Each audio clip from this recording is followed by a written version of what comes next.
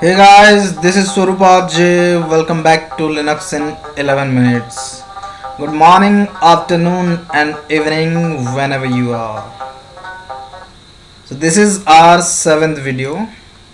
In the first one, we have discussed about file and directories. In second, file formation, compression, and decompression. In third, user and group management. In fourth, network and proxy settings. In fifth, installing software in Linux or Ubuntu. In sixth, working with remote server, SSH, SFTP, and SCP commands. Today, in the 7th video, we are going to discuss about shell scripting, what, why, and how. As usual, I have listed all the things, steps in a notepad. So, today we are going to discuss shell scripting. Wisely said, where there is a shell, there is a way. After this tutorial, you will get the sense of this. Okay. So first, what is a shell? So we know we're the end users, and between us and the system or the hardware, there is an operating system. Operating system is the interface between user and the hardware. So the operating system itself consists of mainly two parts, shell and the kernel. You can think like kernel is the core part, the essential part of the OS, which we can also say the interface between software and hardware. And shell. So what is shell? Shell allow user to interact with the kernel through various commands. So you can think of a shell as a program which has some functionalities to deal with the kernel or the OS or the hardware. Okay. So what are the shell types? Okay. So let's bring the terminal.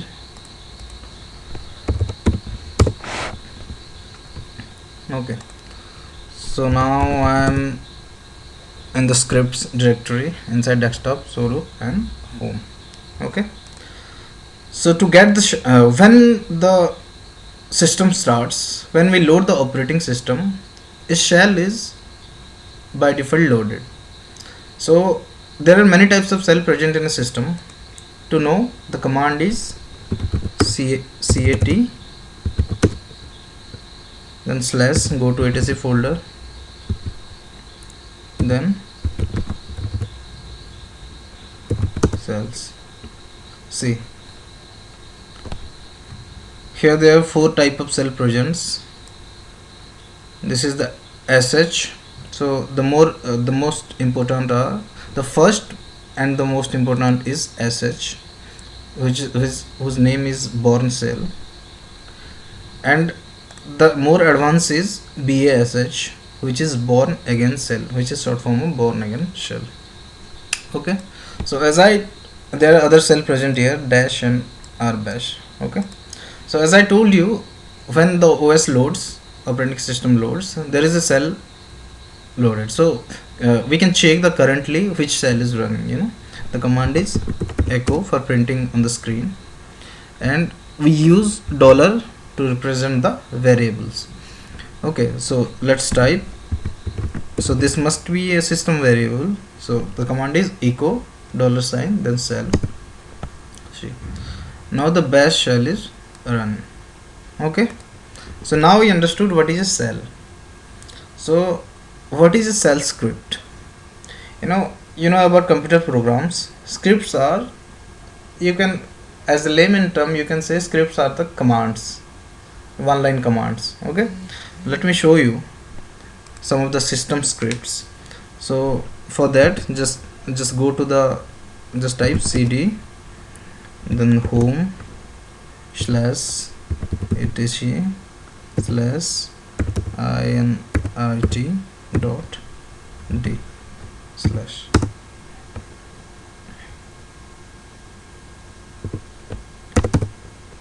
Okay, just let me go.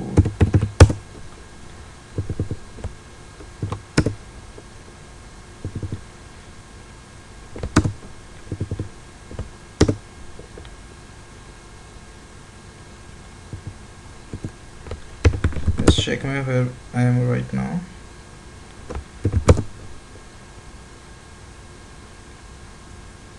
So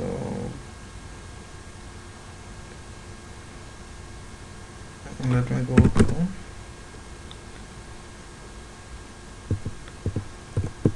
just don't type home here, just type this one. Okay, let me clear this one.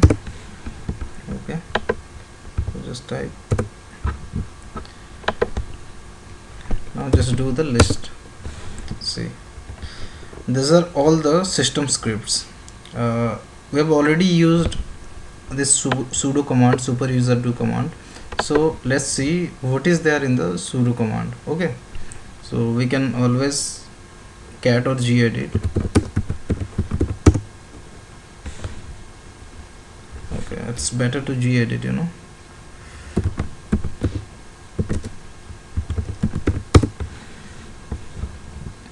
Okay, so see, the sudo command itself is a script. So this is the shebang.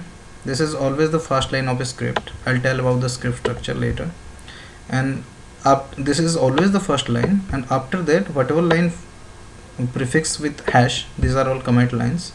So these are some comments given: begin init info, then provide sudo, all those things. Then see, these are the sudo command. So now the question is, why script? Okay, see, you have seen many commands written inside a sudo script, right? So why they have done that? So the thing is, if we are not using script, then we have to write all those things that were inside the sudo to get the root access. So shell script is used to automate the task. Now we are just typing sudo and we are getting everything. Okay, so shell script is used to automate the task, and obviously it saves time. Okay, so let's not discuss all those theories. Let's get to the first script, shell script. Okay.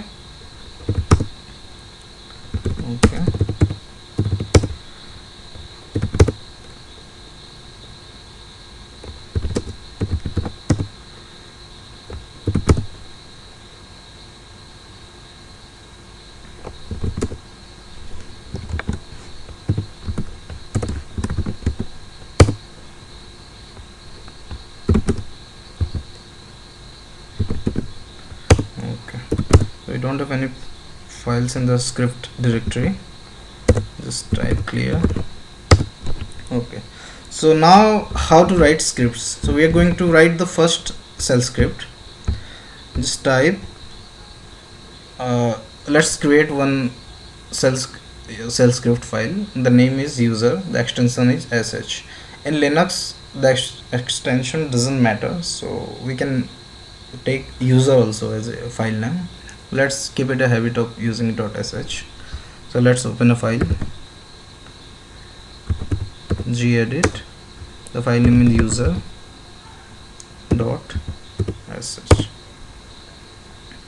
Okay, so in every shell script the first line is this one, the pound sign or the hash, then the exclamation mark, then slash bin slash hash.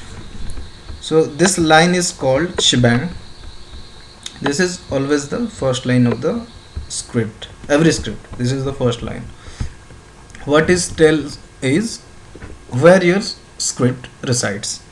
This bin is in bin the script resides, and this sh main, this is the bourne shell. You can write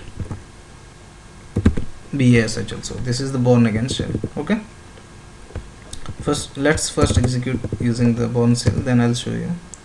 Then after first line you can write the commands prefixing the hash. So whatever you write, this will be the command line, like this is the first script. Okay, Then for clearing the screen, the command is clear. Simple. Let's indent this thing. Then the first command we want to use is echo. We know echo is used to print text on the screen. So echo inside double bracket, inside apostrophes, double quotes, hello. This will print hello only. We'll go one step further, and I've told you there are some variables which is preceding by $sign. So like that, user is also one variable which prints which user is currently logging. Okay, which one is the user. Okay, so that's it. Let's close this one. So let's run this. The command is /user, the file name .sh. See, now we don't have the permission. So how to check the permission? Type ls -l. See, you just sh do not have the execute permission. So we'll give the execute permission chmod +x to execute permission, then user.sh. Now check ls -l. See, we have the execute permission in all the three kind of users. Now run it using the command user.sh. See, hello, and the user is Swarup. So congratulations, this is your first shell script, Okay, so that's it from me. So today we have discussed about what is a shell script, why we need shell script, and how to write your first shell script. Tomorrow onwards we'll discuss about more about all the logic and looping and all the advanced things we can do using shell script. Okay guys, that's it from me. Thank you for watching.